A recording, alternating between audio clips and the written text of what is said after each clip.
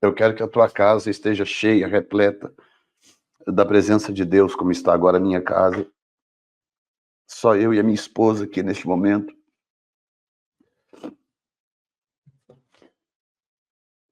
A gente pode ver com nitidez aquilo que diz a palavra de Deus. Onde houver 2 ou 3 reunidos em seu nome, ele estará no meio deles. E eu quero começar esta cerimônia. Eu quero começar esta celebração dando honras e glórias ao Senhor. Eu não sei porquê, mas essas datas trazem uma espécie de quebrantamento aos nossos corações. Um quebrantamento muito, muito especial. A vontade que dá é amanhecer o dia e começar a chorar o dia inteiro. E eu fico pensando, por que a igreja abandonou essas coisas? Por que a igreja deixou passar essas coisas? O que aconteceu com a igreja que, num certo ponto, a igreja abandonou celebrações tão poderosas, tão preciosas? Alguns de vocês ainda não sabem, vão descobrir depois, mas enquanto celebramos esta festa ao Senhor, esta Páscoa de 2024, muitos não sabem, mas vão descobrir depois, sua casa será transformada. A presença de Deus vai invadir a sua casa. A presença de Deus vai dominar a sua família. Pessoas serão curadas enquanto nós celebramos, enquanto nós tomamos os cálices que são proféticos. Estão aqui 4 cálices: cálice da santificação, da instrução, da redenção e do louvor. As pessoas serão curadas, e eu sei que eu vou depois ouvir testemunhos de pessoas que foram curadas por Deus, porque é o tipo de unção que está fluindo do meu ministério. Uma unção de restauração, de cura, de libertação, de avivamento, e não importa onde eu vou, não importa aonde eu falo, com quem falo, se é online, se é pessoalmente, Deus sempre está, de alguma forma, operando cura, libertação, algo desta natureza. Eu não tenho dúvida que nesta noite não será diferente. Bem-vindo à nossa celebração da Páscoa 2024. Eu sou o pastor Jefferson Neto, da New Time Church, Igreja Novo Tempo, na cidade de Framingham, em Boston, nos Estados Unidos. E a nossa igreja já faz isso já há alguns anos, e hoje nós estamos recebendo algumas pessoas novas. Nós temos membros novos na igreja, pessoas que, por exemplo, não participaram da cerimônia do ano passado e que vão participar hoje pela primeira vez. E, portanto, eu quero dar as boas-vindas a todos vocês que congregam na New Time Church. Também quero dar as boas-vindas a vocês que me acompanham de vários lugares do mundo, vários estados brasileiros. Nós estamos aqui com 115 pessoas conectadas aqui no YouTube, já estamos com 47 conectadas no Instagram, e ainda temos o X, que é o antigo Twitter, e temos o Facebook. Também temos pessoas conectadas em todas essas plataformas, estamos transmitindo simultaneamente. E é muito forte esse sentimento de gratidão a Deus. Eu acho que é isto que eu identifiquei agora, sem querer, né? Esse quebrantamento durante o dia, falando com a minha esposa, falando: que coisa, eu estou muito sensível hoje, qualquer coisa, se bobear, eu choro. Muito sensível. E agora, sem querer, eu identifiquei, é um sentimento de gratidão a Deus por nos permitir, sendo nós gentios, nos permitir participar de um momento como esse. Minha esposa tem raízes judaicas, eu não tenho. Até onde eu sei, eu sou gentio. No apartamento aqui ao lado do meu, nessa parede para onde eu estou apontando aqui, do lado de lá desta parede, tem uma família de judeus que provavelmente nesta noite estão celebrando a Páscoa também. E nós, como povo gentio, brasileiros, onde quer que você more, seja qual for o lugar do mundo, se você entende português, é brasileiro ou não, há um sentimento de gratidão, de quebrantamento nos nossos corações por Deus nos permitir experimentar esse tipo de coisa, atrair para dentro das nossas casas a bênção que emana dessas festas. Porque são festas do Senhor, festas que Ele mandou celebrar. E hoje nós estamos aqui em dois, eu e a minha esposa. Estamos aqui numa mesa muito simples até, mas com todos os elementos necessários. Meu prato aqui na minha frente, os cálices, a água com sal, também uma água aqui do lado para uma rápida cerimônia de lavar as mãos. Tudo muito simples, e que à medida em que eu for caminhando, você vai seguindo comigo e vai repetindo os mesmos passos que eu fizer, mesmo que eu não diga para você fazer, mas à medida que eu for fazendo, você pode fazer junto comigo, que nós vamos celebrar juntamente. E isso aqui não é nada formal. A hora que o Espírito Santo quiser interromper, ele vai interromper. Se vier o choro, nós vamos chorar.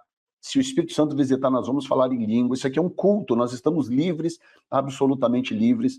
Então nós vamos dar sequência agora no nome de Jesus. Pai, eu quero te agradecer por esta oportunidade de celebrar aquilo que o povo de Israel já celebra, Senhor, há milênios. E com grande gratidão do coração, de poder estar aqui na tua presença, Senhor, usufruindo destas bênçãos, meu Deus, conseguindo enxergar Jesus em cada elemento nesta mesa. Tudo que tem no meu prato, no prato da minha esposa, sobre esta mesa, nos aponta para Ele, para Jesus. Razão do porquê nós celebramos esta Páscoa, Senhor. Porque tudo aqui aponta para o Senhor Jesus, e nós somos gratos a Jesus pelo que Ele fez por nós, pelo seu sangue derramado na cruz do Calvário, e ter resgatado uma igreja que para Ele é uma igreja santa, pura, mesmo que nós, pessoas, indivíduos, não sejamos absolutamente puros e santos, a igreja é santa, porque ela foi comprada com o preço de sangue por Jesus Cristo, nosso Senhor. Eu ofereço a Ti, eu declaro neste momento que todo este ambiente na minha casa, na casa de cada um agora participando desta ceia, é um ambiente santificado ao Senhor. Neste momento não há pecado que paire, não há demônio rondando, não há nada. Há uma redoma em torno das nossas casas, porque nós estamos agora num ambiente absolutamente santo, Pai. Se a sarça se incendiasse agora, certamente ouviríamos uma voz dizendo: tire a sandália dos seus pés, porque o lugar em que você está é terra santa. Muito obrigado, meu Senhor. Muito obrigado. Em nome de Jesus.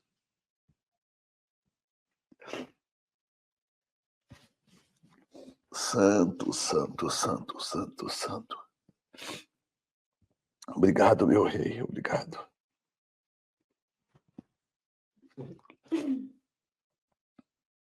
Esta é uma oportunidade muito preciosa para os pais discipularem os seus filhos. Vocês que estão celebrando a Páscoa conosco nesta noite, que tem na mesa crianças, aqui está uma grande oportunidade de você discipular o seu filho, ensinar para o seu filho a verdade, o que realmente é Páscoa. Explica para os seus filhos que Páscoa não tem nada a ver com chocolate, Páscoa não tem nada a ver com ovo de Páscoa. Páscoa não tem nada a ver com essas práticas pagãs que às vezes as crianças crescem aprendendo, aprendem na escola, aprendem na igreja, aprendem na rua. Essa é a chance que nós temos de discipulá-los. Então, aqui nós temos alguns elementos, eu vou rapidamente apresentar para vocês, para darmos sequência à nossa cerimônia. Primeira coisa que eu quero mostrar são os 4 cálices. Eu coloquei a câmera num foco aberto, que assim eu não preciso mexer na câmera. Nós temos 4 cálices aqui, o cálice da santificação, da instrução, da redenção e do louvor. Nós vamos participar desse cálice durante a cerimônia agora que prossegue, eu vou explicar o que são esses cálices. Do lado direito aqui nós temos uma salmoura, uma água com sal, onde nós vamos molhar as ervas amargas e vamos participar. E isso aqui representa, segundo a tradição judaica, representa a lágrima ou as lágrimas do povo de Israel quando eles estavam escravos no Egito. Mas nós não estamos celebrando a escravidão do Egito física de Israel. A libertação da escravidão física de Israel. Nós estamos celebrando a libertação, a nossa libertação da escravidão do pecado.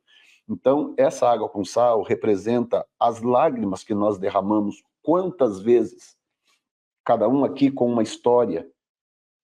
Nós temos histórias diferentes, né? Eu praticamente cresci na igreja, mas eu tive um período em que eu fiz bobagem, e se o Senhor não tivesse misericórdia, talvez eu não teria crescido na igreja, num bairro muito difícil, com amigos muito complicados, e eu tinha tudo para seguir um caminho completamente diferente. Aqui tem lágrimas minhas, e aqui tem lágrimas da minha mãe, lágrima dos meus, e tudo isso representa todo o choro que nós tivemos ao longo da vida por não conhecermos Jesus ou por vivermos uma vida desregrada. E eu quero aproveitar e adicionar também aqui um simbolismo para esta água com sal. Esta água com sal também vai simbolizar as lágrimas de gozo, de alegria, de quebrantamento, as lágrimas de visitação do Espírito, as lágrimas de unção, as lágrimas de conquista, de alegria. Eu também declaro que essa água com sal representa lágrimas que trarão muita alegria para a sua vida, porque Deus é bom e a sua misericórdia dura para sempre. Bem do lado que também tem aqui ainda um pouquinho de água, e esse pouquinho de água é para um simbolismo muito simples. No meu caso, eu vou molhar aqui a ponta dos dedos, chamado simbolismo da lavagem das mãos, e é um simbolismo mesmo.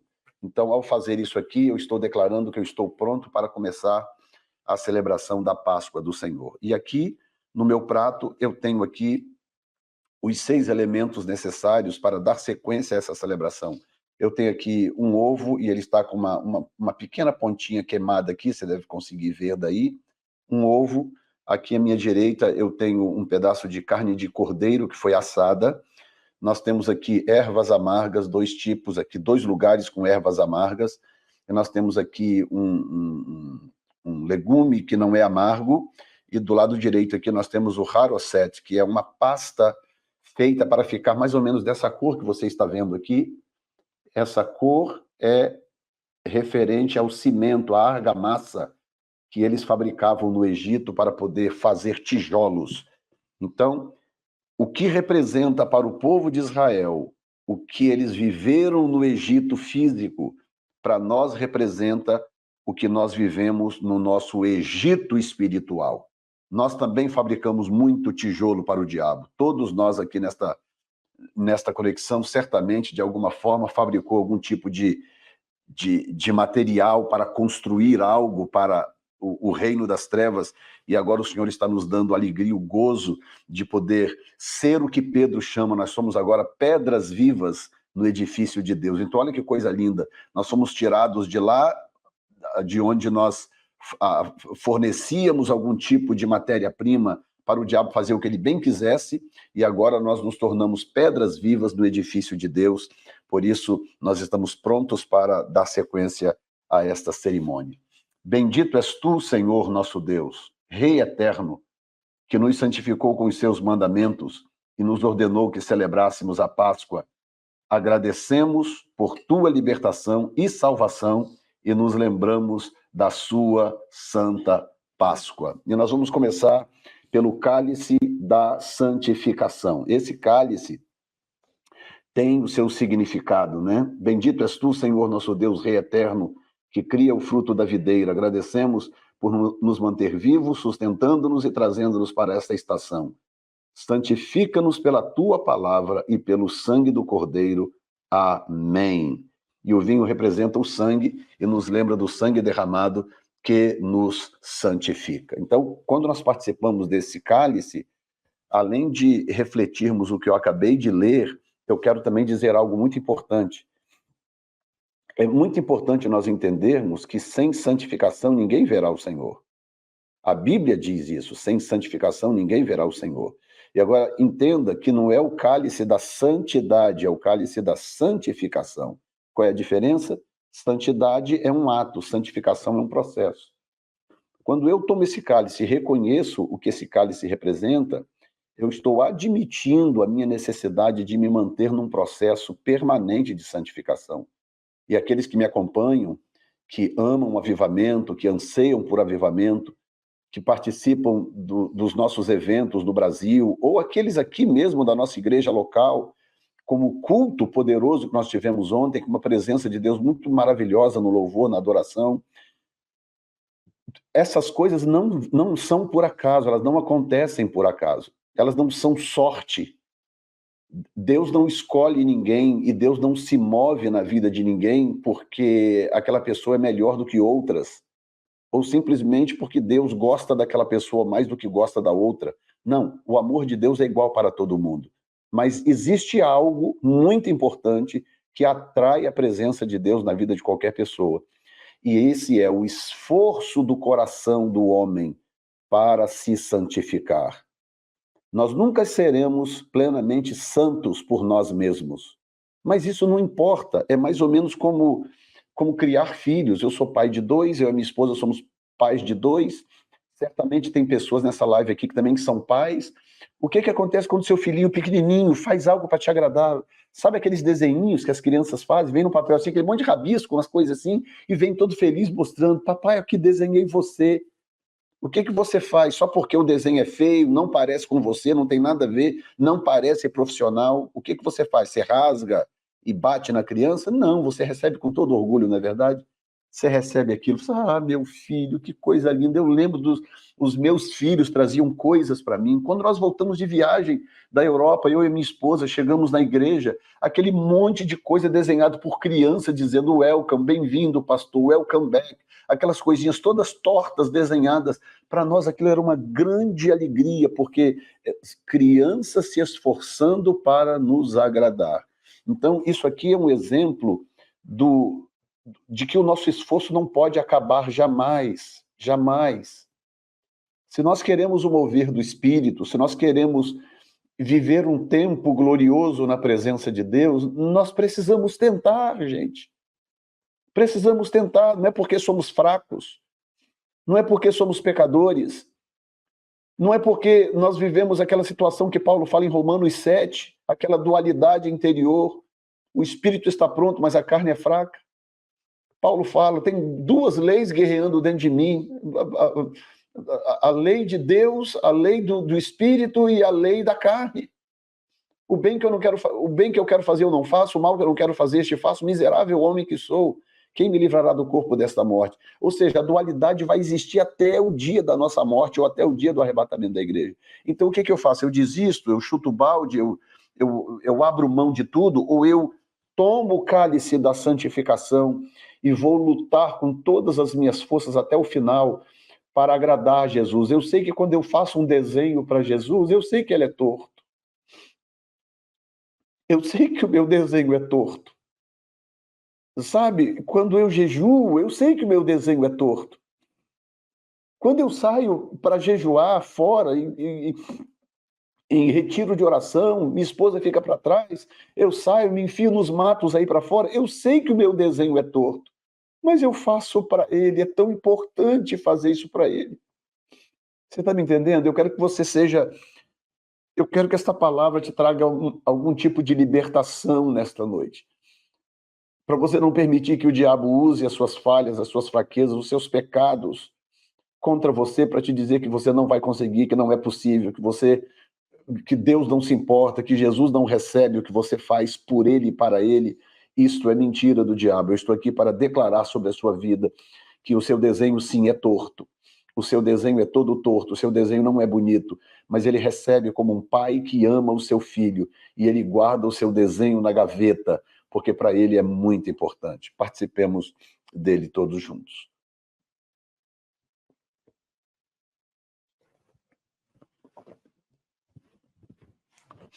Obrigado, meu Jesus. A segunda coisa que nós temos aqui são as ervas amargas.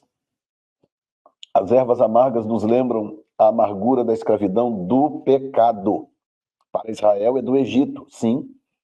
Para nós, escravidão do pecado, bem como a amargura do pecado que nos separava de Deus. Bendito és tu, Senhor, nosso Deus, Rei eterno, que nos santificou pelos seus mandamentos, que nos mandou comer ervas amargas, para nos lembrarmos do amargor da vida sem Cristo e para nunca mais voltarmos a ela. E eu tenho um texto aqui no livro de João, na epístola de João, primeira epístola de João,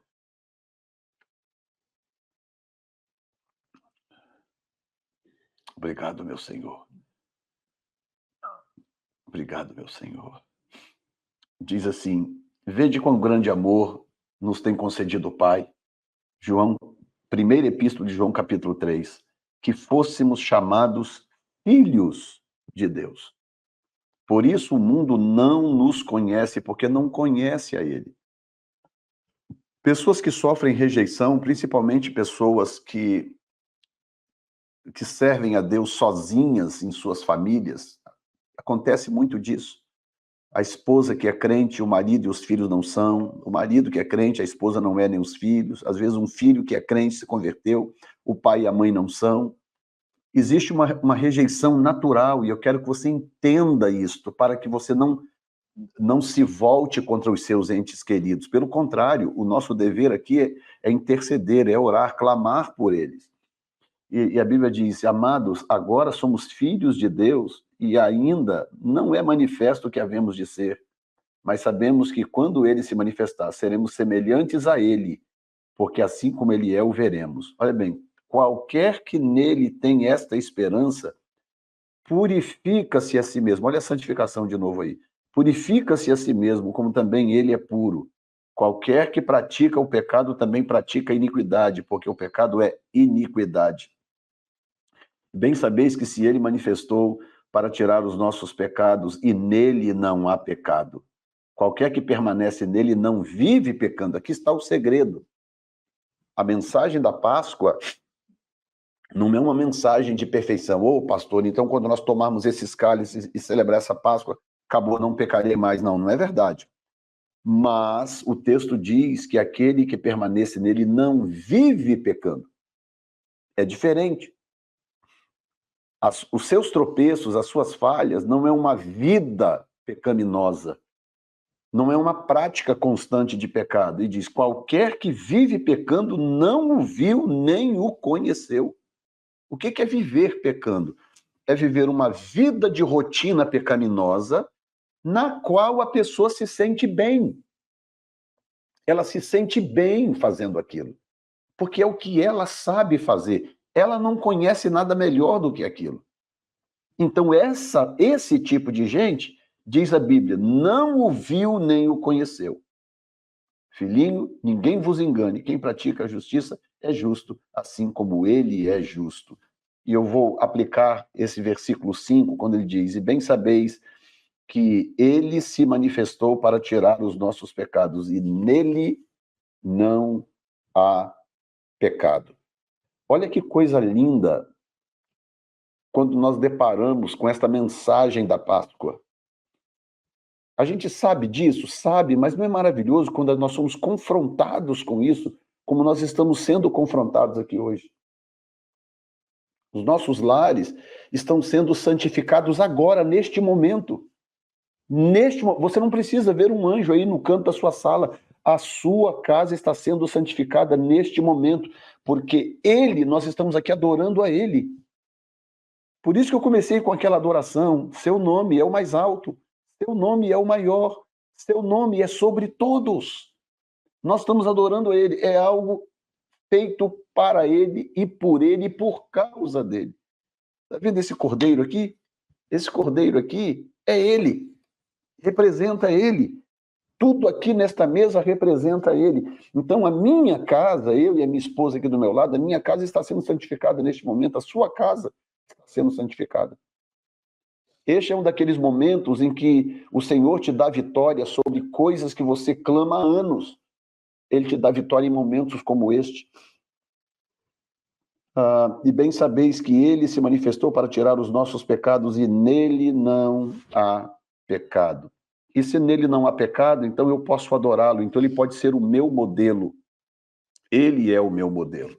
Então essas ervas amargas, eu vou pedir agora que você pegue um pedaço dessas ervas. Inclusive aqui estão os matsos. Eu não expliquei, não sei quantos estão participando pela primeira vez, mas aqui tem 2 matsos e meio. O matzo é o pão sem fermento. Tem um matzo aqui, outro matzo aqui e a metade de um matzo aqui. Isso aqui é interessante para vocês terem uma ideia de como que a Páscoa faz mais sentido para nós do que para os próprios judeus. Eu estava ouvindo agora, há uns dias atrás, alguns rabinos conversando, discutindo sobre a Páscoa, e nenhum deles sabe explicar por que que esse matzo do meio precisa ser quebrado ao meio. Eles têm algumas teorias, mas eles não sabem por quê. Eles não sabem em que ponto da história isso começou a acontecer, e eles não sabem por quê. Alguns chegam a dizer que isso aqui vem do tempo de Yeshua, mas eles não sabem entender por quê. Para nós faz muito mais sentido. Por que são 3 matzos? Porque é Pai, Filho e Espírito Santo. Agora escute isto. Aqui está o Pai, aqui está o Filho e aqui está o Espírito Santo. O Espírito Santo é sempre a cobertura. O Filho, o matzo que representa o Filho, ele é partido ao meio. Por quê? Porque este é o meu corpo que é partido por vós. Foi o que Jesus disse. Escutem, gente, os judeus fazem isso e não sabem por que eles fazem. Eles não sabem que eles partem esse matzo porque Jesus disse, e tomando o pão, o partiu e disse, Paulo disse, tomando o pão, o partiu e disse, esse é o meu corpo que é partido por vós. Então, em primeiro lugar, olha bem, aqui está o corpo de Jesus que foi partido por nós. Mas o simbolismo vai mais longe, porque a outra metade, eu e a minha esposa sabemos, porque aqui em casa não tem criança, não faz sentido a gente fazer a brincadeira. Mas casas que têm crianças, eles pegam a outra metade e escondem em algum lugar da casa, e aí dão um brinde para a criança que encontrar. Então, quando termina a cerimônia, quase terminando a cerimônia, as crianças saem pela casa procurando a outra metade. E quando elas encontram a outra metade, aquela que encontrou recebe um agradozinho, um prêmiozinho. E os judeus não sabem por que eles fazem isso, eles fazem por tradição. Os rabinos dizem, nós fazemos, é tradição, mas não sabemos exatamente a origem disso, por que isso é praticado na Páscoa. Eles não sabem. Pois então eu vou dizer hoje aqui, se tiver algum judeu nos assistindo, número 1, esse matzo está partido porque Jesus, o corpo de Jesus foi partido por nós. Número 2, a razão do porquê ele é partido é porque o ministério de Jesus é dividido em 2 partes. Tem a parte física humana, que ele andou aqui na Terra durante 33 anos, e tem a segunda parte que vai acontecer no final da grande tribulação, quando ele vier para revelar-se a Israel. É por isso que as crianças saem pela casa procurando a segunda parte. É o que está acontecendo hoje com o povo de Israel, procurando o Messias, que já veio, mas eles não viram. Eles estão até hoje procurando, cadê o Messias, cadê o Messias, cadê o Messias? E eles não sabem que eles estão em busca da segunda parte desse matzo, vocês estão entendendo? A coisa é tão espiritual e é tão gloriosa que eles fazem e não sabem por que fazem. Assim como eles buscam pelo Messias e eles não sabem que o Messias já veio. Só que veio só a metade, a primeira metade. A outra metade virá quando ele se manifestar em glória no final da grande tribulação para revelar-se a Israel como sendo de fato o seu Messias. Então, gente, só isso aqui, gente, é glorioso demais.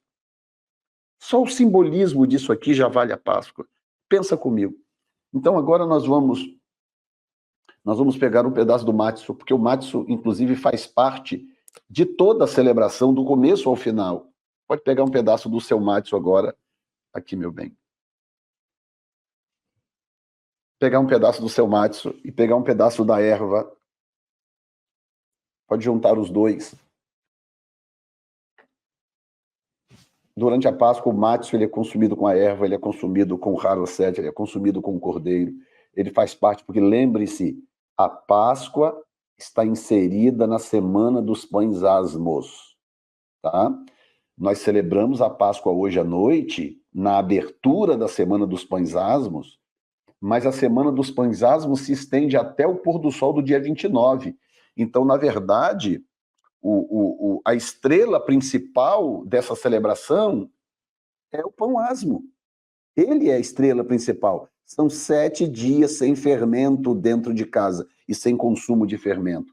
Então, as ervas amargas nos lembram da amargura da escravidão do Egito, bem como a amargura do pecado que nos separava de Deus. Bendito és tu, Senhor, nosso Deus, Rei eterno, que nos santificou pelos teus mandamentos e nos mandou comer ervas amargas para nos lembrarmos do amargor da vida sem Cristo e para nunca mais voltarmos a ela. Participemos todos.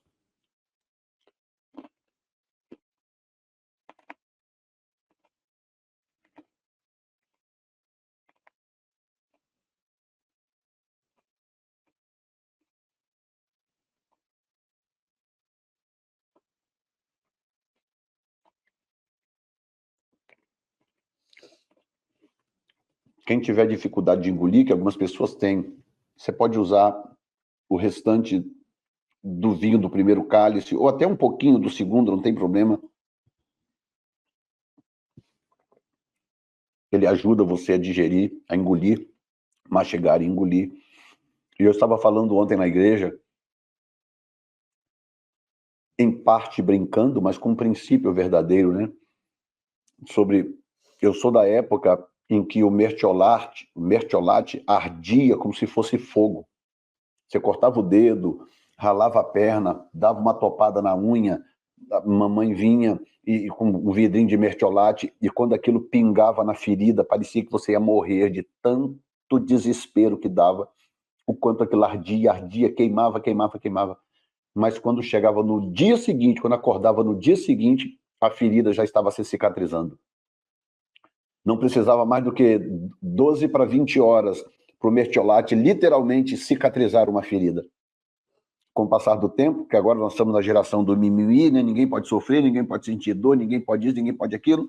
Conclusão, começaram a desenvolver remédios que não ardem, que não causam esse tipo de impacto, mas em compensação também não tem o mesmo tipo de efeito. Não sei se é coincidência ou o que é, o fato é, não tem o mesmo tipo de efeito. O que isso significa? Que isso aqui, quando a gente ensina para os nossos filhos isso aqui, o que é mais gostoso? Um pedacinho de erva amarga ou um pedaço de chocolate? O que é mais gostoso? Um pedaço de ovo de chocolate ou um pedaço de erva amarga? O que você acha que uma criança gostaria mais? Gostaria muito mais de chocolate, não é? Exatamente. É por isso que o diabo sabe como fazer essas coisas. Tem nada de pecado no chocolate. Nada, eu amo chocolate. Pecado nenhum no chocolate.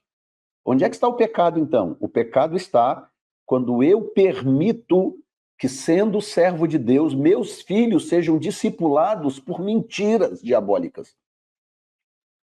Não tem problema nenhum ele gostar de chocolate e comer chocolate, desde que ele não associe isso com a Páscoa. Estão entendendo? Desde que ele entenda o que é a Páscoa antes de qualquer coisa. Então, num momento como esse, eu espero que famílias aí ao redor do Brasil, dos Estados Unidos e do mundo estejam aproveitando para mostrar para as suas crianças. Quem sabe fazer a brincadeira do Matzo perdido, pega ali, meu bem, a brincadeira do Matzo perdido e ajudá-los a encontrar o Matzo, e quando encontrarem, explicar para eles por que esse Matzo estava escondido, por que ele representa a segunda vinda de Jesus. Isso realmente vai ser muito, muito, muito importante. E o pão sem fermento foi usado por Jesus para representar seu próprio corpo perfeito sendo quebrado. É exatamente isso. Quando a gente quebra, como eu já mostrei aqui e acabei de fazer, quebra isso aqui, eu quero que você imagine Jesus fazendo isso com as próprias mãos, quebrando e dizendo para os seus discípulos, né? Dizendo, isso aqui é o meu corpo que é partido por vós. Mesmo que fosse aquele de rasgar, assim, que é mais provável que fosse aquele de rasgar na época, né? E na época não seria tão fácil fazer algo tão seco, tão perfeito como esse aqui. Não importa, esse é o meu corpo que é partido por vós, né? E a gente, ao quebrar isso aqui, nós estamos relembrando o que Jesus fez naquela época e o valor do que ele fez naquela época para a glória do seu santo nome. E nós vamos agora para o segundo cálice, que é o cálice da instrução. E este é o momento em que relembramos a história da primeira Páscoa. Olha isso. Israel se tornou escravo no Egito e Faraó ordenou que todos os bebês hebreus do sexo masculino fossem mortos. Moisés foi salvo da morte ainda bebê e cresceu na casa de Faraó. Moisés fugiu do Egito após matar um egípcio que feria um hebreu. Após 40 anos, Deus enviou Moisés de volta para pedir a Faraó que deixasse ir o seu povo. Faraó endureceu o seu coração e Deus enviou 10 pragas sobre o Egito. A água que se tornou em sangue, a praga das rãs, a praga dos piolhos, a praga das moscas, a morte dos rebanhos, tumores, granizo, gafanhotos, trevas e a morte dos primogênitos. 10 pragas. O sangue do cordeiro foi colocado no batente das portas para proteger o seu povo do destruidor. As pessoas foram libertadas do Egito e começaram sua jornada rumo à Terra Santa. Faraó mudou de ideia e os perseguiu até o Mar Vermelho, onde Israel atravessou em terra firme. Mas Faraó e seu exército foram engolidos pelas águas. Então Deus deu-lhes seus mandamentos, ensinando-os a como viver como pessoas redimidas em seu reino. Algumas pessoas começaram a adorar ídolos e foram mortas como consequência disto. Alguns murmuraram e queriam voltar para o Egito, e todos acabaram vagando pelo deserto por 40 anos por causa da sua falta de fé. Então, talvez a lição principal que eu tiro disso aqui, que eu quero passar para vocês, é exatamente a incapacidade de uma geração de crer no impossível de Deus. Por favor, ouçam as minhas palavras, porque nós já estamos caminhando aqui do meio para o final desta celebração. Escute bem, o maior erro de uma geração talvez seja a incapacidade de crer no impossível de um Deus sobrenatural.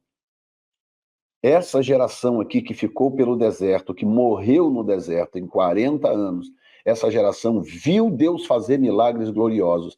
E mesmo vendo os milagres gloriosos, ela não creu em algo que lhes parecia impossível, que era a posse da terra.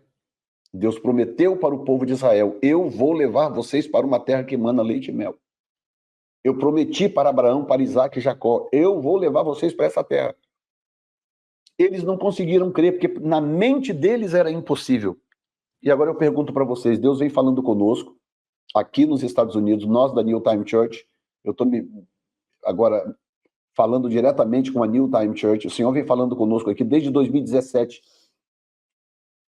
Eu lembro em 2017, setembro ou outubro de 2017, quando Deus me deu a primeira visão, nós estávamos lá na Igrejinha Rosa, e Deus me deu uma visão de um tornado girando nos Estados Unidos e cuspindo fogo que ia incendiando a nação. Primeira vez quando Deus falou comigo, está vindo um grande avivamento por aí.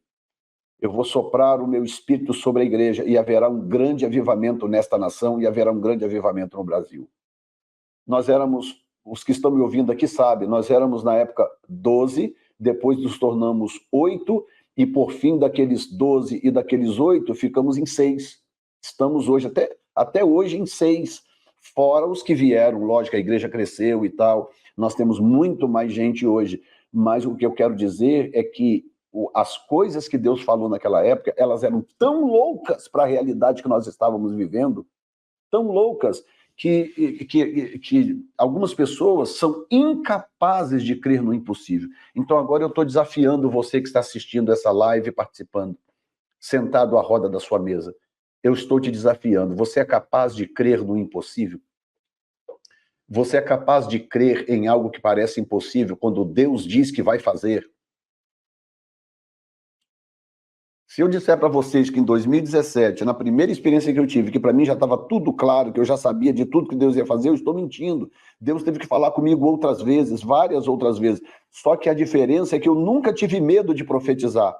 E os que estão hoje conectados aqui e que são daquela época, sabem que eu estou profetizando desde aquela época. Quando eu vi agora no Brasil, Deus levantar paralíticos de cadeira de roda, Deus curar braço quebrado e perna quebrada ao vivo no culto, quando eu vi dessa vez agora, eu chorei porque eu lembrei daquela época. Eu lembrei que Deus tinha falado dessas coisas.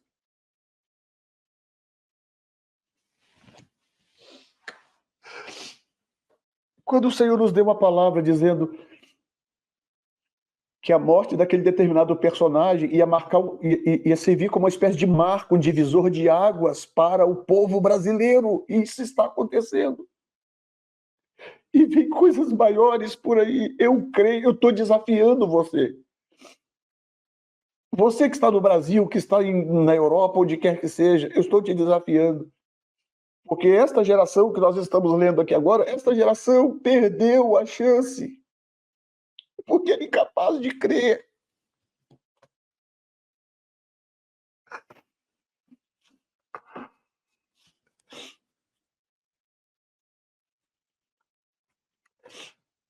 Coisa triste quando uma geração não consegue crer e sair do seu casulo da incredulidade, o seu casulo da limitação humana. Que coisa triste. Deus tem que esperar passar aquela geração para poder levantar uma geração capaz de crer. É só, gente, como que Jericó caiu, gente? Responde para mim. Os filhos de Israel precisaram bater uma única espada para poder derrubar as muralhas de Jericó. Não foi Deus sozinho que derrubou aquelas muralhas. Vocês estão entendendo o que a geração passada perdeu? O fato deles não conseguirem acreditar no impossível, no sobrenatural, eles perderam, achando que... Mas como é que nós vamos fazer isso? Essas cidades são muradas até o céu. Não tem como. Quando os espias voltaram, eles falaram exatamente isso. Não tem como a gente tomar essa terra. As cidades são muradas, os moradores são gigantes. Nós parecíamos gafanhotos perto deles. Aí Deus falou, então eu vou mostrar para vocês que, primeiro, vocês não vão entrar nessa terra, nenhum de vocês vai entrar nessa terra. E quando chegar a hora da nova geração entrar na terra, eu vou mostrar para vocês o que vocês perderam. Aí quando chega a hora, o que Deus faz? Deus vai lá, abre o Rio Jordão. Deus abriu. Ou foi Israel que foi lá e cavou um buraco e abriu o rio? Não, Deus abriu o Rio Jordão. Número 2, quem foi que derrubou a muralha de Jericó? Foi Deus que derrubou, sem que Israel precisasse bater uma única espada. E assim ele fez com todas as outras cidades muradas, porque o problema nunca foram as muralhas das cidades, o problema era a incredulidade da geração que não conseguia crer em algo que parecia ser impossível. Eu estou perguntando para vocês agora, onde quer que você esteja, seja da New Time aqui ou em qualquer lugar do Brasil, eu estou te perguntando, você é capaz de crer em algo que parece impossível só porque Deus disse que vai fazer? Você é capaz? Então, quando o povo de Israel celebra essas coisas, eles estão, número 1, eles estão vacinando suas crianças. Olha que coisa incrível, gente. Você pega um judeu aí de 12 para 13 anos de idade, quando eles estão se aproximando aí do que seria aquela cerimônia católica, né, dos adolescentes, né? No judaísmo também eles têm uma cerimônia parecida. Quando eles estão se aproximando dessa cerimônia, eles já leram a Torá toda várias vezes. Já leram a Torá várias vezes, toda. Por quê? Porque todo ano os pais sentam com os filhos e contam essa história e mostram a grandeza de Deus. Eu quero que o Senhor renove a nossa fé nesta noite. Eu quero que o Senhor renove a sua aliança conosco nesta noite, por nos dar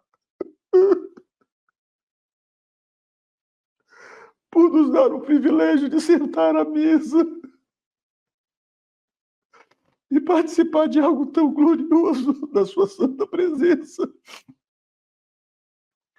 que Ele enche o nosso coração de uma convicção de que nada vai deter o que Ele tem prometido fazer através das nossas vidas, principalmente o povo brasileiro.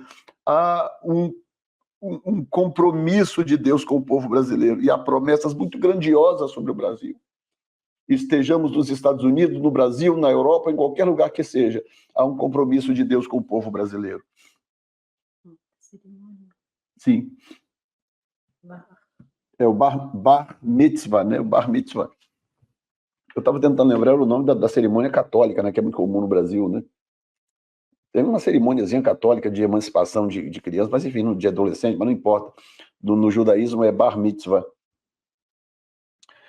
Mas nós queremos louvar a Deus agora. Bendito é o Senhor, nosso Deus, Rei eterno, que nos deu pão para comer. Bendito és tu, Senhor, nosso Deus, Rei eterno, que nos santificou com os teus mandamentos e nos mandou comer pão. Antes, nós vamos voltar aqui um pouco acima. Eu pulei uma parte, na verdade. Agora nós vamos pegar um pedaço do matzo. Você pode pegar aí o seu pão. Pegar o seu pão. Um pedaço do matzo. Não precisa ser nada grande, para vocês não terem dificuldade de comer. E você vai pegar um pedaço do cordeiro. Também não precisa ser nada grande, porque no momento da cerimônia não é o momento da refeição, né? O momento da cerimônia é o momento da cerimônia. Depois a gente, quando termina a cerimônia, então quem não jantou tem a oportunidade de jantar, pode comer inclusive aquilo que ainda tem da cerimônia, mas o momento da cerimônia. É o matzo com o cordeiro. O pão sem fermento é conhecido como o pão da aflição, o pão da humildade e o pão da pressa. Somos ordenados a comer pão sem fermento na Páscoa para nos lembrar do pão que nossos antepassados comeram quando saíram do Egito. Também foram ordenados a comer este pão em memória da morte de Jesus, o Messias. 1 Coríntios, capítulo 5, versículos 7 e 8, diz: Alimpai-vos, pois, do fermento velho, para que sejais uma nova massa, assim como estáis sem fermento, porque Cristo, nossa Páscoa, foi crucificado por nós. Pelo que façamos festa, não com o fermento velho, nem com o fermento da maldade e da malícia, mas com os asmos da sinceridade e da verdade. Então, esse asmo que aqui está junto com esse cordeiro, ele passa a ser agora o asmo da sinceridade e da verdade, e nós vamos participar dele todos.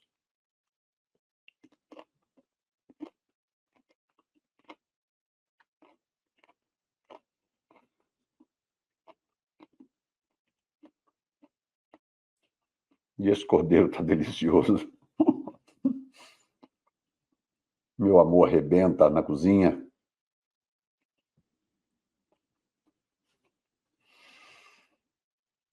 Santo é o Senhor. Obrigado, meu Deus.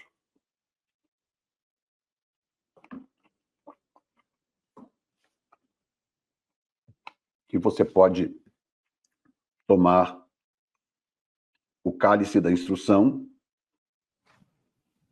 Vai te ajudar, inclusive, a mastigar e engolir. O cálice da instrução, esse é o momento.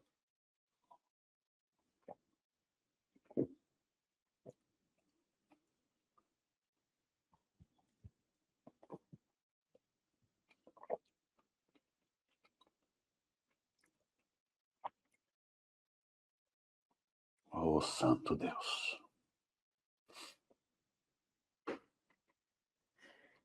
Obrigado, Jesus. Obrigado, obrigado, obrigado.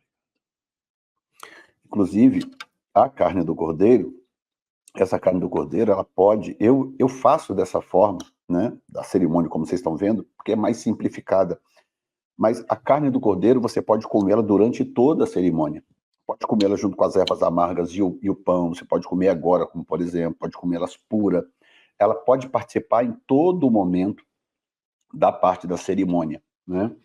Porque junto com o matzo, eles são os atores principais, né? Aí você tem no seu prato aí um ovo, né? Como esse aqui. Não sei se dá para ver aqui, que tem uma pontinha queimada nesse ovo. E segundo a tradição judaica, esse ovo ele foi adicionado à cerimônia algum tempo depois, ainda no Velho Testamento. Ele foi adicionado à cerimônia porque, primeiro que o ovo é considerado um dos alimentos mais completos que existe, né? Então, para nós, ele representa, sendo um alimento completo, para nós ele representa também o alimento da palavra, que é o alimento completo, que nós precisamos para nos manter fiéis a Deus e servi-lo. Mas o ovo também representa uma nova vida, o surgimento de uma nova vida. E para que nasça uma nova vida, é necessário que morra alguma coisa. Então, essa marca aqui, ela mostra que o ovo ele é capaz de ressurgir da morte, né? O ovo ressurge do nada. Então, os pássaros, né, os ovíparos, né, ovíparos, que são os que põem ovos para poder gerar uma nova vida, para eles colocarem os seus ovos, eles têm que abrir mão daquilo, é como eles estão jogando aquilo fora, desperdiçando aquilo. Por isso que nós podemos pegar os ovos e comerem, porque esse ovo aqui, por exemplo, ele foi coletado antes da sua fertilização, da sua fecundação. Então, o ovo representa vida nova. O ovo é vida em potencial. Eu quero que vocês agora olhem para este ovo que vocês têm na mão e vocês vejam aqui vida em potencial. Terceiro e último lugar, sendo vida em potencial, existe um potencial aqui dentro. Por exemplo, esse ovo aqui, ele nunca vai ser um pinto, uma galinha, nunca. Mas ele tinha o potencial para ser? Tinha. mas ele nunca vai ser. Por quê? Porque ele foi coletado antes. Se ele foi coletado antes, ele nunca experimentará o seu potencial máximo, mas o potencial existe. Então, esse ovo representa também eu e você. Nós dois estamos representados aqui neste ovo. E a gente precisa decidir se nós vamos ser coletados antes pela vida, pelas dificuldades, pelas lutas, pelos apertos, pela incredulidade, pela dúvida, ou se nós vamos viver o nosso potencial máximo. A vida é fácil? Não, por isso queimado aqui, ó. A vida é sofrida. Não é fácil para ninguém. Nem para gente rica, não se iluda. Nem os ricos vivem uma vida fácil. Pode ter dinheiro, mas faltam outras coisas. Mas eu reconheço, ao pegar um pedacinho deste ovo, eu reconheço e declaro diante de Deus que o meu potencial máximo não será roubado de mim. O meu potencial não será roubado. E já que ele representa a vida, eu declaro que a vida de Jesus em mim fará e permitirá que eu viva o meu potencial máximo. Eu não serei como um ovo coletado antes da hora e que jamais viverá o seu potencial máximo. Eu nunca serei. Eu serei aquilo que Deus determinou que eu serei. E por isso eu vou participar dele agora em nome de Jesus. Você pode até comer com cordeiro do jeito que você achar melhor, com um pedacinho de matzo, porque isso aqui faz parte de todo o processo da celebração.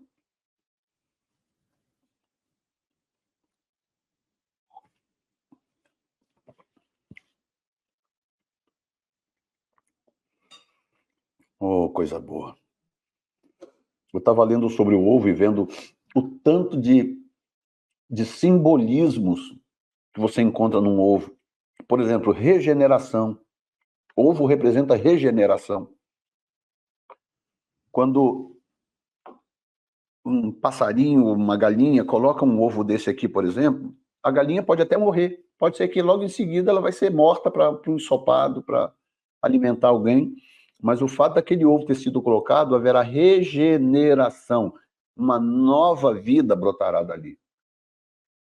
Portanto, aponta também para o Senhor Jesus, que morreu para que uma nova vida pudesse nascer em mim e em você. E nós recebemos isso dele para a glória do seu santo nome. Bendito é o Senhor nosso Deus, Rei eterno, que nos deu pão para comer. Bendito és tu, Senhor, nosso Deus, Rei eterno, que nos santificou com os teus mandamentos e nos mandou comer pão sem fermento, como estamos fazendo aqui durante essa cerimônia. E agora é hora de comemorar e aproveitar o Cordeiro, como estamos fazendo também, que está preparado diante de nós. E nós celebramos em comunhão uns com os outros. Eu aqui com a minha esposa, vocês aí com os seus, alguns com famílias completas ao redor da mesa. Isso é precioso demais. E Êxodo 12, 5 e 8 diz: o cordeiro ou cabrito será sem mácula, um macho de 1 ano. E naquela noite comerão a carne assada no fogo, com pães asmos, com ervas amargosas a comerão. E assim como fizemos agora, assim fazem os judeus. Deixa eu dar para vocês uma explicação importante, nós já estamos caminhando aqui para o final. Você sabe por que os judeus usam osso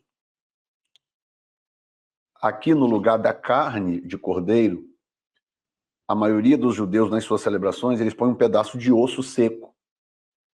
E isso começou depois, segundo alguns especialistas, isso começou depois da destruição do Templo de Jerusalém no ano 70. Como eles não têm mais como sacrificar cordeiros, porque a Páscoa era celebrada com o sacrifício de um cordeiro, lembram disso? Eles sacrificavam o cordeiro e assavam aquele cordeiro, parte era para o sacrifício, parte era assada, né? E eles comiam aquilo. Mas agora não tem mais como sacrificar cordeiros, desde que destruíram o templo em Jerusalém. Então, por causa disso, eles usam o osso seco. Aquele osso seco é uma espécie de saudade, uma espécie de lembrança. Como se eles estivessem dizendo: nós não temos como sacrificar cordeiro porque o nosso templo está destruído. Olha como que a Páscoa faz mais sentido para nós do que para eles. Olha isso, porque eles não entendem que Jesus é o sacrifício final, que Jesus é o sacrifício perfeito. Como eles não entendem isso, eles não conseguem participar da coisa na sua plenitude. E ainda tem crentes que dizem que nós não podemos celebrar a Páscoa, se ela tem muito mais significado para nós do que para o próprio povo de Israel, que é o povo original que celebrou a Páscoa pela primeira vez na história. O pão e a taça da redenção. Agora nós vamos pegar um pedaço de pão sem fermento, um desses aqui que está no guardanapo. Esse pedaço será usado no memorial do nosso Messias. 1 Coríntios, capítulo 11, versículo 23 e 24, diz: porque eu recebi do Senhor o que também vos ensinei, que o Senhor Jesus, na noite em que foi traído, tomou o pão e, tendo dado graças, o partiu e disse: tomai e comei, este é o meu corpo que é partido por vós, fazei isto em memória de mim. Né? Pode ser tanto o que já está partido, como pode ser, como eu tenho aqui 3, eu vou tirar um pedaço do outro, né? Um pedaço do outro matzo, compartilhando aqui com a minha esposa, e eu recebi do Senhor, isso é Paulo falando, né? Eu recebi do Senhor o que também vos ensinei, que o Senhor Jesus, na noite em que foi traído, tomou o pão e, tendo dado graças, o partiu e disse: tomai e comei, isto é o meu corpo que é partido por vós, fazei isto em memória de mim. E aí agora nós vamos pegar esse pedaço aqui de matzo, não precisa ser grande, porque algumas pessoas têm realmente dificuldade, e nós vamos comer com o terceiro cálice, que é o cálice da redenção, e eu já vou explicar por que ele é.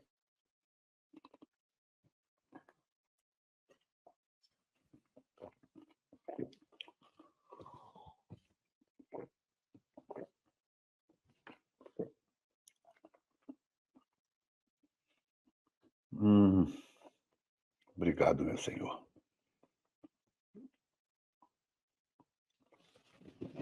Segundo os especialistas no Novo Testamento, quando Jesus celebrou essa Páscoa, a sua Páscoa, né, que foi a última, eu preguei sobre isso ontem na igreja, ele disse: olha, eu não voltarei mais a tomar o suco da vide, a comer essa Páscoa com vocês, até que ela se cumpra no reino. Portanto, ela está ainda em processo de se cumprir no reino, até que ele resgate Israel por completo. Durante essa celebração, quando ele chegou no terceiro cálice, que é o cálice da redenção, esse é o cálice da redenção. Ele passou pelo cálice da santificação, ele passou pelo cálice da instrução, que é quando o povo é instruído a respeito do que aconteceu, e quando ele chegou no cálice da redenção, este é o momento em que ele pega o cálice e ele anuncia, sendo o cálice da redenção. 1 Coríntios, capítulo 11, versículo 25 e 26. Semelhantemente, também, depois de cear, tomou o cálice. Qual cálice? O terceiro cálice. O cálice da redenção, dizendo: este cálice é o Novo Testamento do meu sangue.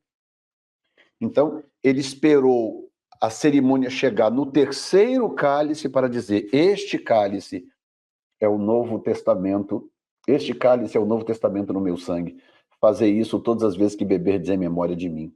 Porque todas as vezes que comerdes este pão e beberdes este cálice, anunciais a morte do Senhor até que ele venha. Portanto, Jesus tinha consciência naquele momento. Judas ainda não tinha saído para traí-lo, mas Jesus tinha consciência naquele momento de que a redenção seria oferecida pelo derramamento do seu sangue. Em nenhum momento Jesus foi enganado, Jesus tinha dúvida ou estava incerto do que aconteceria. Por que então que ele orou pedindo ao Pai, se possível, passar este cálice? Porque ele era humano. Ali está a prova de que o Eterno habitava num corpo humano. Porque como humano, se tivesse uma forma dele resgatar toda a humanidade sem passar pelo que passou, claro que ele ia querer. Claro. Mas como é que ele terminava a oração? Contudo, seja feita o que tu queres, a tua vontade, não a minha. Por isso, quando o pai não respondeu, ele entendeu: não tem jeito, eu vou ter que derramar o sangue da redenção para que milhões tenham vida e vida em abundância. Então isso é muito, muito, muito precioso. E esse texto de 1 Coríntios 11, 25, é a leitura que Paulo faz. Se você depois quiser ler com cuidado Lucas capítulo 12, em Lucas capítulo 12, você vai ter o relato de como Jesus fez a coisa. E uma das coisas que o texto diz, me permita aqui rapidamente, foi o texto que nós usamos ontem, na nossa pregação de ontem. É o texto onde Jesus diz: como eu ansiei participar deste momento com vocês. Olha isso, que coisa linda.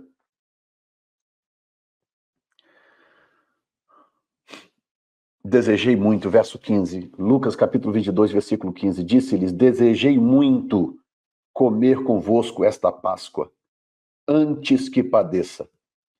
No verso 16 ele diz: porque vos digo que não a comerei mais até que ela se cumpra no reino de Deus. Portanto, ela não cumpriu ainda.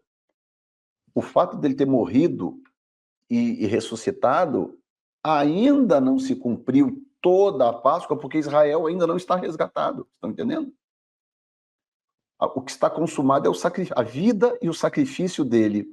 Vida, morte e ressurreição de Jesus. Sim, está consumado. Ele gritou na cruz: está consumado. O preço foi pago.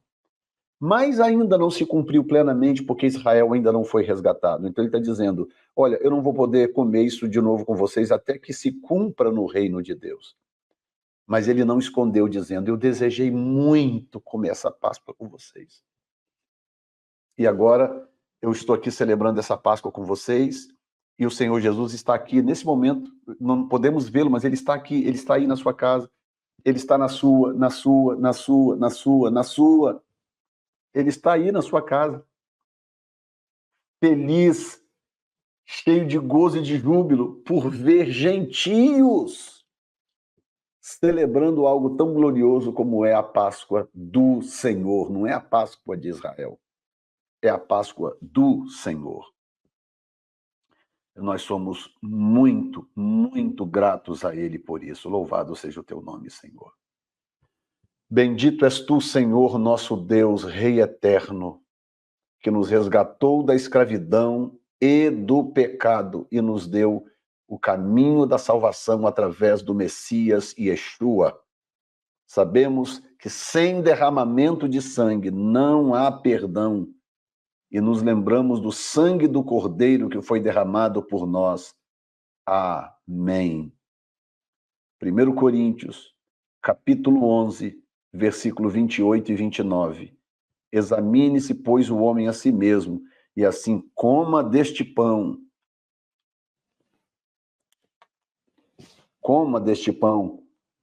e beba deste vinho.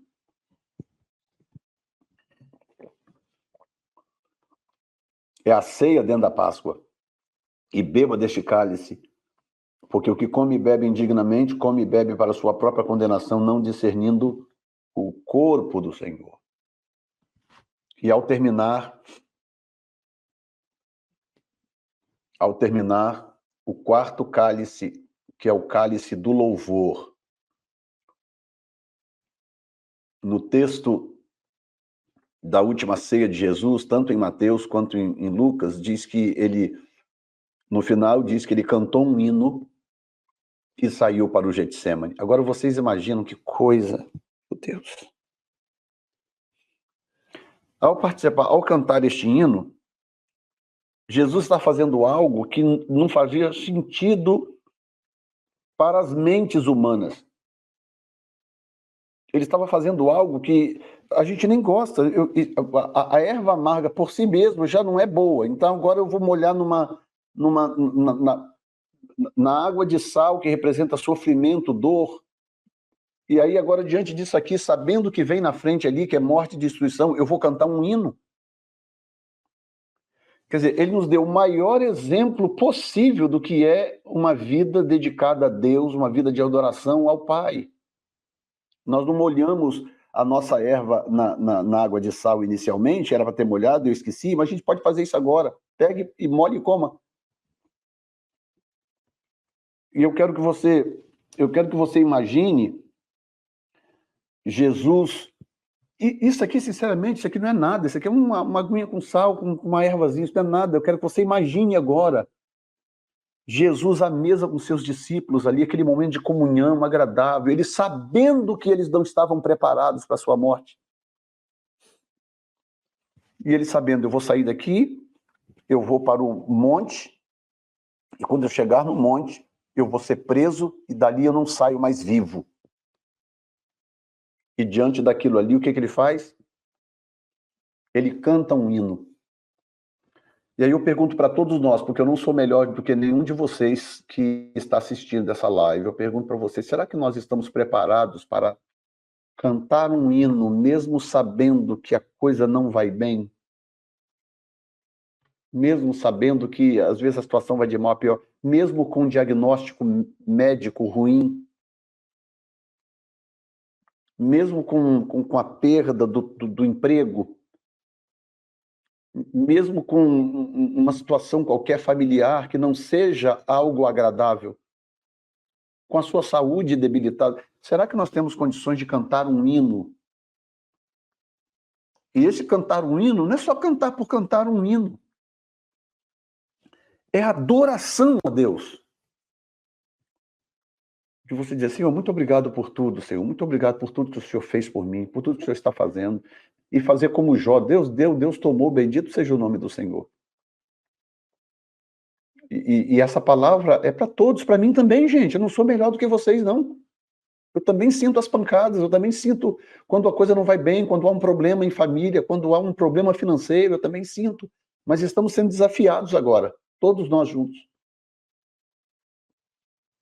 Seria maravilhoso se a vida fosse só batata, né? Batata. Não tem amargura, não tem nada. Batata frita, cozida, assada. Seria maravilhoso. Batata com carne, churrasco.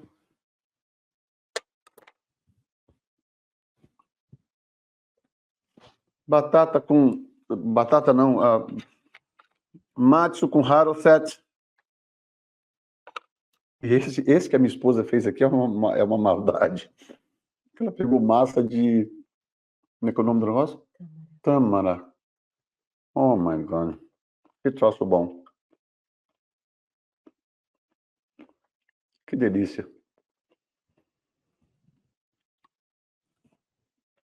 Mas a gente sabe que a vida não se resume nessas coisas, não é verdade? Você tem aí? Tem. Existe o momento do choro, existe o momento da tristeza, do desafio, quando a nossa fé é provocada, testada. Então, esse cálice aqui, eu diria que esse é o cálice do desafio. Eu diria que esse é o cálice da dependência total de Deus. E esse é o momento que eu acredito que as curas acontecem nessas lives. Se você precisa de uma cura neste momento, nós não precisamos passar pelo que Jesus passou, exatamente porque ele passou para que nós não precisássemos passar. Por isso, em momentos como esse, ao tomar esse cálice, que é o cálice do louvor, e eu vou encerrar soltando de novo a música, é o encerramento com louvor, porque ele cantou um hino e foi para o Getsemane. Os discípulos não tinham noção, tanto que lá no Getsemane eles dormiam, Jesus ia orar, eles estavam dormindo, voltava, ei, vocês não podem orar comigo uma hora pelo menos? Aí Jesus ia lá, voltava, e eles dormindo. Eles não tinham noção que os soldados iam chegar daqui a pouco. Entende?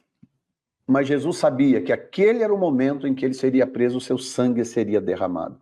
O cálice do louvor é o cálice do desafio, é o cálice da dependência de Deus. Mas também eu declaro agora sobre a sua vida, é o cálice da cura, da restauração, do renovo. Você precisa de algo de Deus, não apenas cura física, um renovo, uma restauração na sua vida pessoal, na sua casa. esse é o momento. E nós vamos encerrar tomando este cálice e ouvindo essa adoração mais uma vez. E no final eu farei apenas uma oração e estaremos, portanto, encerrados para a glória do Senhor.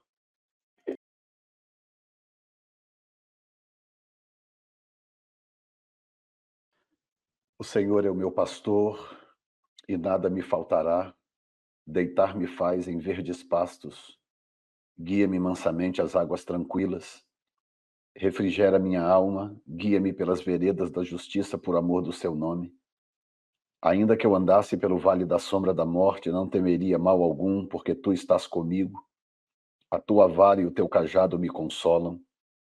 Preparas uma mesa perante mim na presença dos meus inimigos. Unges a minha cabeça com óleo. O meu cálice transborda.